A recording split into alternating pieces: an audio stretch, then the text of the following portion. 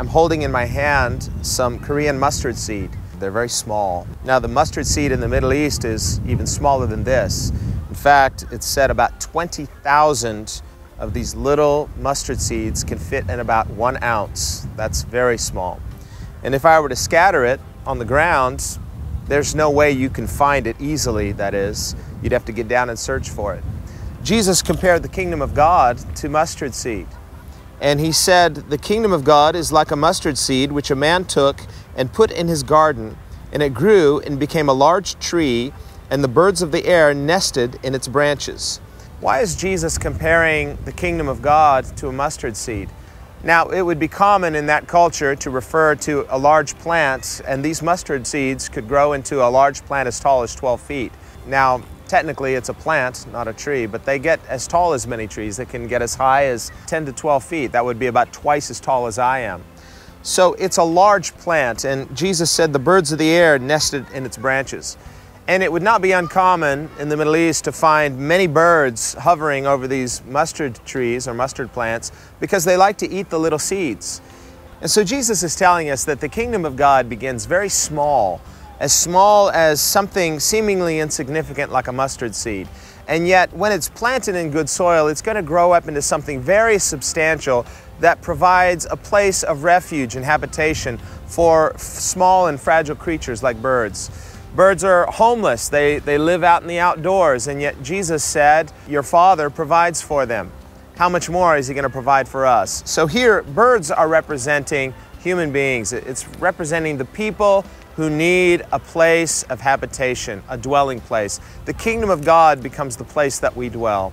What exactly is the kingdom of God? Many people think of a kingdom as a realm, but actually the Bible word kingdom means rule or reign.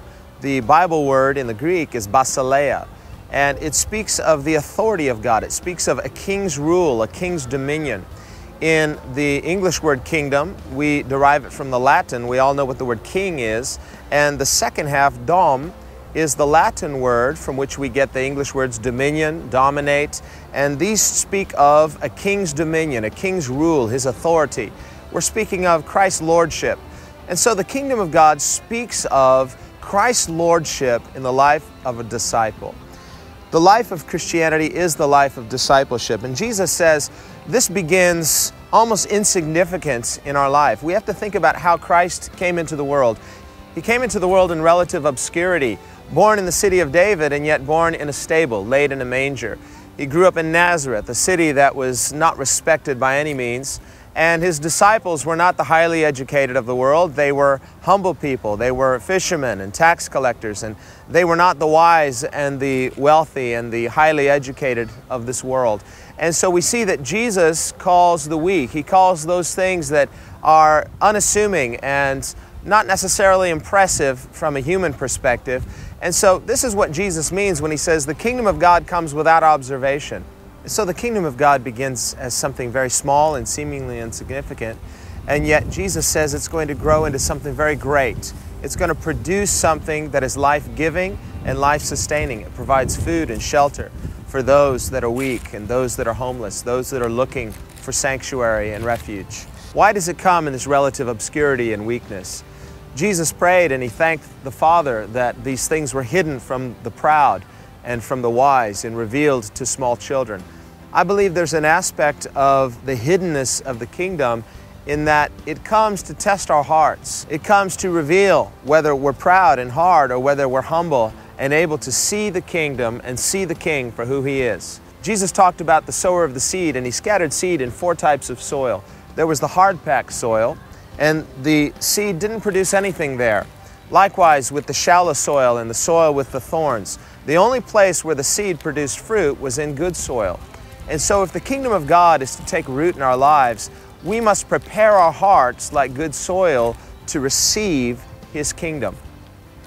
Jesus also compared the kingdom of God to leaven and dough. Leaven is like yeast. It causes the dough to rise. Now, I love making bread. It takes a bit of time, but it's not that difficult, and there's nothing like homemade bread. It tastes better and it's fresh, but you have to really prepare the dough right. If you don't prepare the dough right, then the yeast is not going to cause the dough to completely rise. So there are a number of factors, a number of preconditions For example, if the dough is not moist enough, it needs the right kind of moisture. It needs the right kind of kneading. You've got to prepare it by kneading the dough and preparing it. These are preconditions to how we receive the yeast of God's kingdom in our life. If we have done the work and we've prepared our hearts to receive His kingdom, then Jesus says there's going to be this permeating effect.